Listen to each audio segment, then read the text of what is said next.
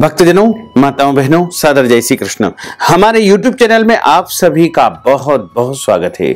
मैं हूं आपके साथ आचार्य धर्मेंद्र शास्त्री। सबसे पहले आपको और आपके पूरे परिवार को अक्षय तृतीया महापर्व की बहुत बहुत शुभकामनाएं और बधाइयां। भगवान श्री लक्ष्मी नारायण का भरपूर आशीर्वाद आपके जीवन पर सदैव बना रहे। आप पूरे परिवार के साथ में सुखी रहे, स्वस्थ रहे, व्यस्त रहे और मस्त रहे। वैशाख माह के शुक्ल पक्ष की तृतीया तिथि को अक्षय तृतीया के रूप में माना जाता है। इस दिन भगवान श्री हरि नारायण के भगवान श्री परशुराम नर नारायण तथा हयग्रीव का अवतार हुआ था। इस दिन को 3.5 अक्षय मुहूर्तों में माना जा गया है। यानी पूरे वर्ष में जो 3.5 अबूझ मुहूर्त होते हैं, उनमें सबसे बड़ा अक्षय और अबूझ मुहूर्त माना जाता है अक्षय तृतीया, जो कि इस बार 3 मई 2022 मंगलवार के दिन है। 3 मई को सुबह 5:18 से तृतीया तिथि आरंभ होगी, जो कि 4 मई 2022 बुधवार को सुबह 7:32 पर तृतीया तिथि समाप्त हो जाएगी। यानी कुल मिलाकर के जो सूर्योदय व्यापिनी अक्षय तृतीया रहेगी वो 3 मई 2022 मंगलवार को रहेगी। अक्षय तृतीया के दिन जो भी दान पुण्य किए जाते हैं, उपाय किए जाते हैं, टोने टोटके किए जाते हैं, मंत्र जाप, सिद्धि साधना या कोई भी मंत्र को यदि आप सिद्ध करना चाहते हैं या जीवन में सुख शांति समृद्धि प्राप्त करना चाहते हैं, तो आपको हम कुछ उपाय बताने जा रहे हैं। इन 7 में से यदि कोई भी एक उपाय यदि आप कर लेंगे तो आपके जीवन की समस्त इच्छाएं पूर्ण हो जाएगी, आपकी समस्त मनोकामनाएं पूर्ण हो जाएगी। आप जो भी चाहोगे वो सब प्राप्त कर लोगे, क्योंकि अक्षय तृतीया के दिन यदि कोई उपाय किए जाते हैं तो वो अक्षय और अनंत गुना फल देने वाले होते हैं। यानी आप यदि कोई एक उपाय करोगे, एक कार्य करोगे, तो आपको अक्षय गुना उसका पुण्य फल प्राप्त होगा। यदि आप अक्षय तृतीया के दिन जल कलश का दान करते हैं या खरबूजे का दान करते हैं या छाते का दान करते हैं, सत्तू का दान करते हैं या पंखे का दान करते हैं, खड़ाऊ का दान करते हैं, फल का दान करते हैं, शक्कर का दान करते हैं या फिर घी का दान करते हैं, अन्न का दान करते हैं, गौ दान करते हैं, तो आपको अक्षय और अनंत गुना फल की प्राप्ति होती है। अक्षय तृतीया का दिन दान पुण्य के अलावा खरीदारी के लिए भी सबसे शुभ माना जाता है, क्योंकि यह दिन अक्षय मुहूर्त वाला दिन माना गया है। अक्षय का अर्थ होता है जो कभी क्षय नहीं होता है, उसे अक्षय कहा जाता है। इसलिए आप इस दिन बिना मुहूर्त देखे, बिना पंचांग देखे कोई भी नए कार्य का शुभारंभ कर सकते हैं। जैसे आप इस दिन विद्यारंभ संस्कार संपन्न कर सकते हैं, मुंडन कार्य संपादित कर सकते हैं, यज्ञोपवीत संस्कार संपादित कर सकते हैं, विवाह संस्कार संपादित कर सकते हैं, नए घर में प्रवेश भी आप इस दिन कर सकते हैं, नए घर का वास्तु पूजन भी आप इस दिन कर सकते हैं, या फिर नए घर के भूमि पूजन का कार्य भी इस दिन आप संपादित कर सकते हैं।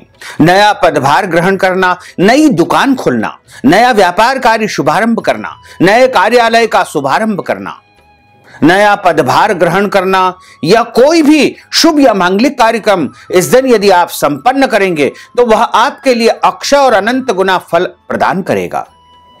इस दिन किया गया प्रत्येक कार्य जीवन के लिए स्थायी समृद्धिदायक सिद्ध होता है। लेकिन ध्यान रखें, अक्षय तृतीया के दिन झूठ नहीं बोलना चाहिए।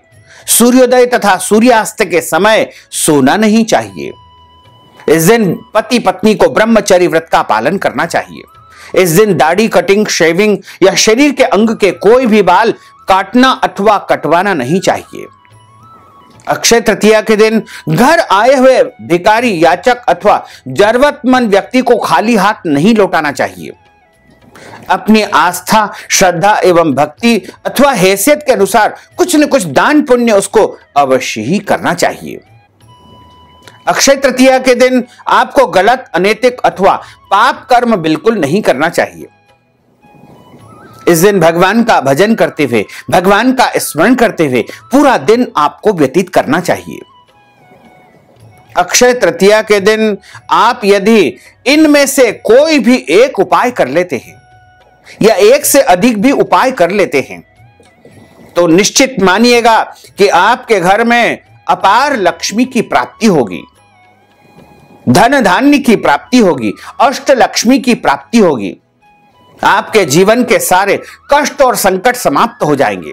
अगर आप अपनी जीवन की इच्छाओं को पूर्ण करना चाहते हैं, आप उत्तम शिक्षा को प्राप्त करना चाहते हैं, नया व्यापार आप शुरू करना चाहते हैं, नई नौकरी की आपकी इच्छा है, नौकरी में पदोन्नति प्राप्त करना चाहते हैं, कृषि कार्य में उन्नति प्राप्त करना चाहते हैं, या फिर आप जीवन में जो है उचित मनोकामनाओं की पूर्ति करना चाहते हैं, या फिर आपके परिवार में किसी विवाह योग्य वर या कन्या का विवाह संपन्न नहीं हो पा रहा है, योग्य वर वधु की प्राप्ति नहीं हो पा रही है, विवाह हो गया है लेकिन संतान की प्राप्ति नहीं हो पा रही है, कर्ज बहुत अधिक बढ़ चुका है, व्यापार कार्य में उन्नति नहीं हो पा रही है, तो आपको इनमें से कोई भी एक उपाय करना चाहिए। एक से अधिक उपाय भी आप कर सकते हैं। ये सारे उपाय समस्त कामनाओं की पूर्ति के लिए होते हैं।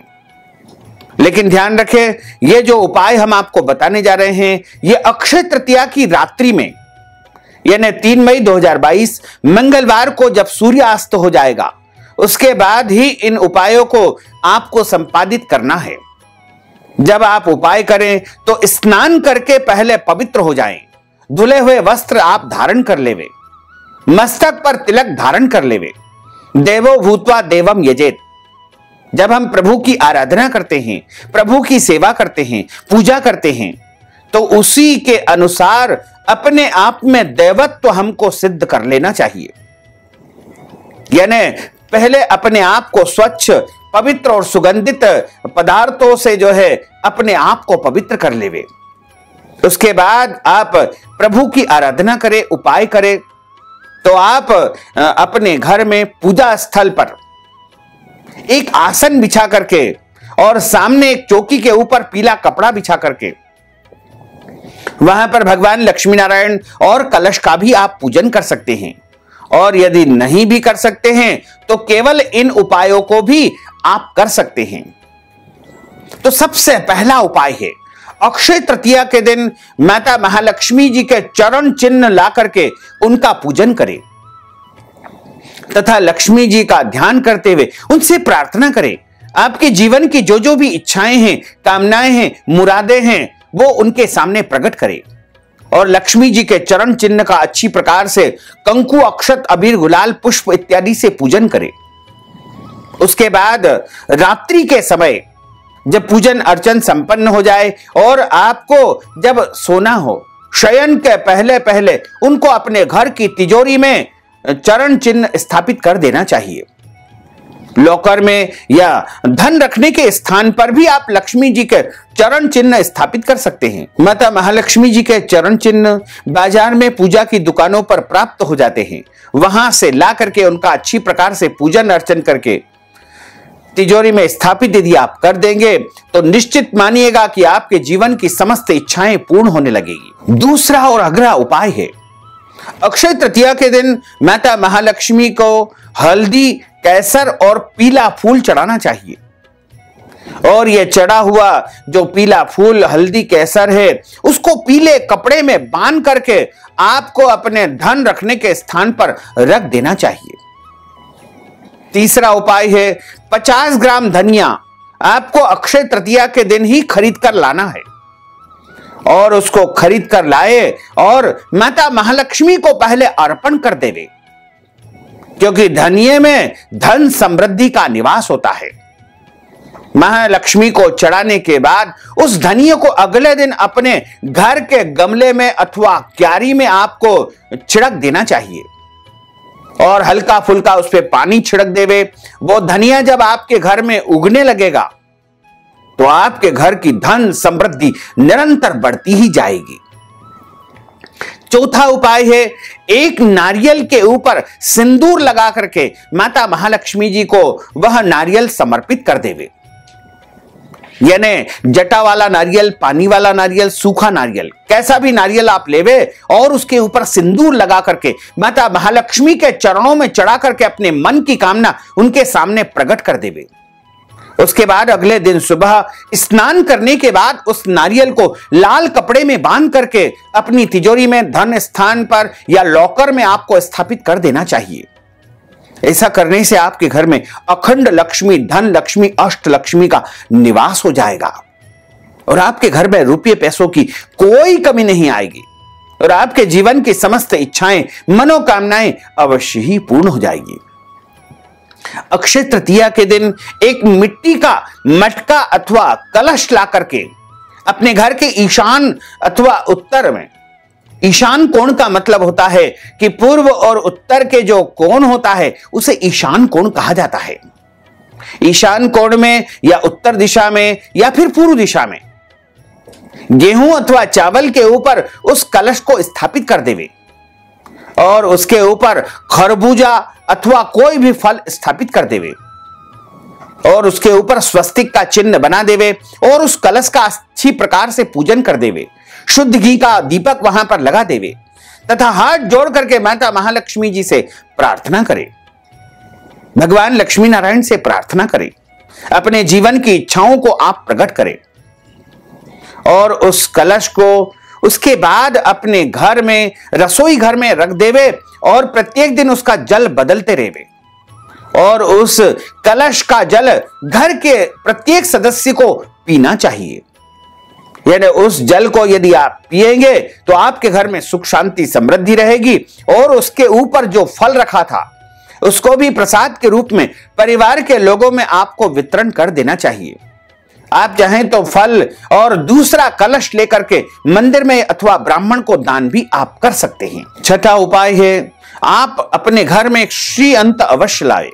श्री यंत्र जो कि तांबा का बनता है या पीतल का भी मिलता है, अष्ट धातु का भी मिलता है या फिर स्फटिक का भी श्री यंत्र बाजार में पूजा की दुकानों पर प्राप्त हो जाता है।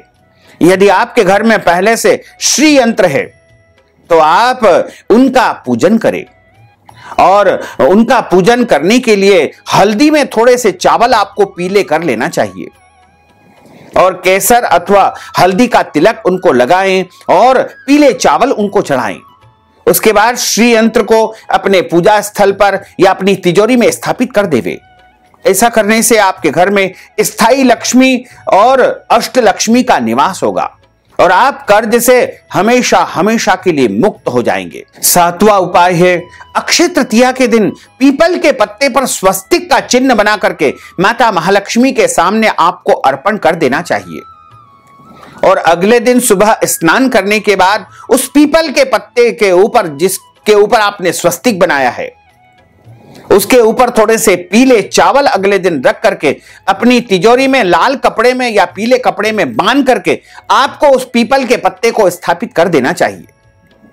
ऐसा करेंगे तो आपके घर में स्थायी लक्ष्मी का वास होगा, आपके घर में पैसों की कभी भी कमी नहीं आएगी।